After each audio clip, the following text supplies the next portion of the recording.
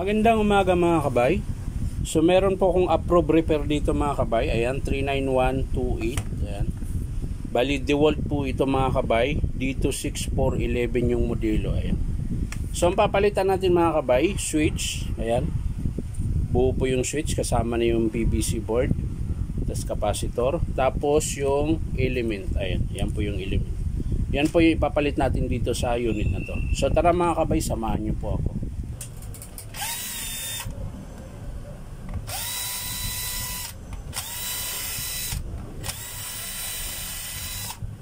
So mga kabay, bubuksan na po natin.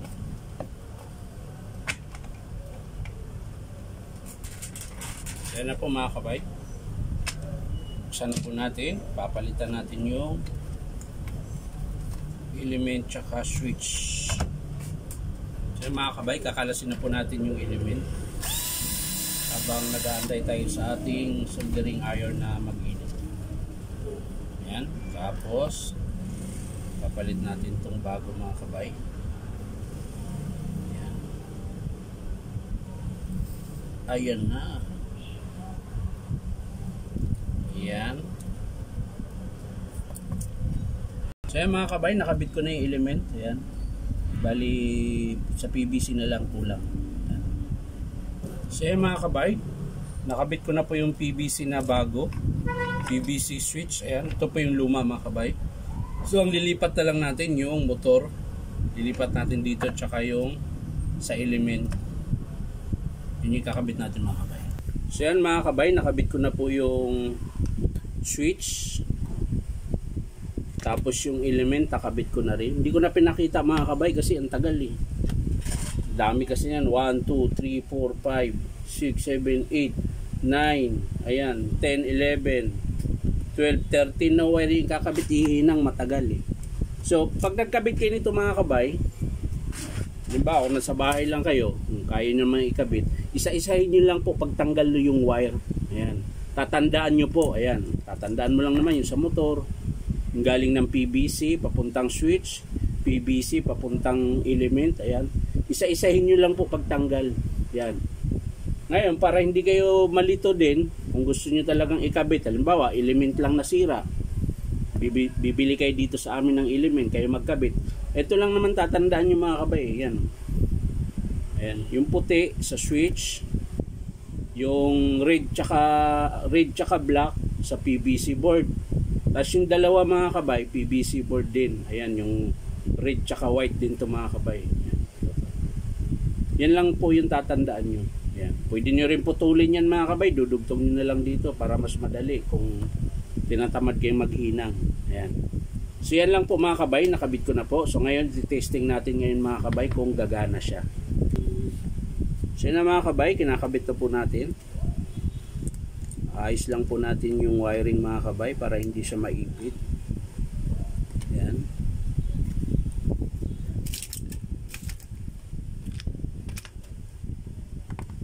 Yun.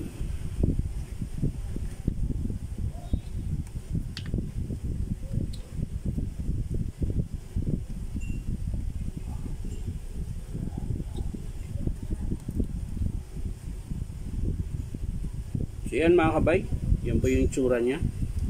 Ngayon tatakip na natin mga kabay, takpan na. So yan mga kabay, sasara na natin. Ayos ko na po.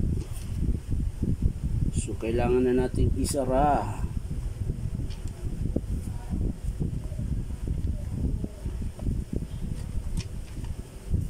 Isara po natin ang ating dapat isara.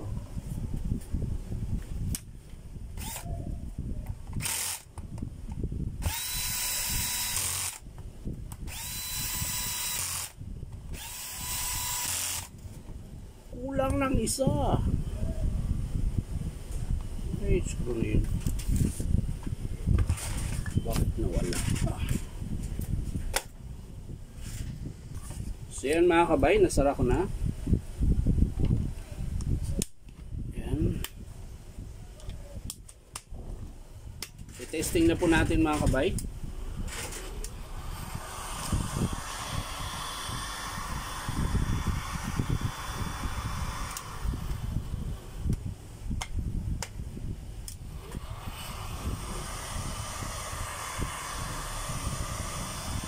Yan po mga kabay, nagbabaga na po yan. Yan.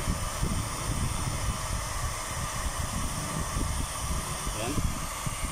So tinanggal ko po yung baga. Ayan. Ayan.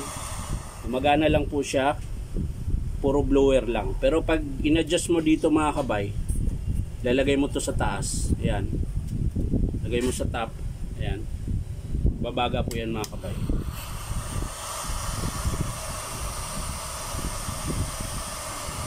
Ayan. Balik natin. Ayan. Nawala siya. So yan lang mga kabay. Maraming salamat sa panunood. At syempre pa-like and share na rin po. Ito po yung pinalitan natin mga kabay. Element tsaka PVC board. So bye bye.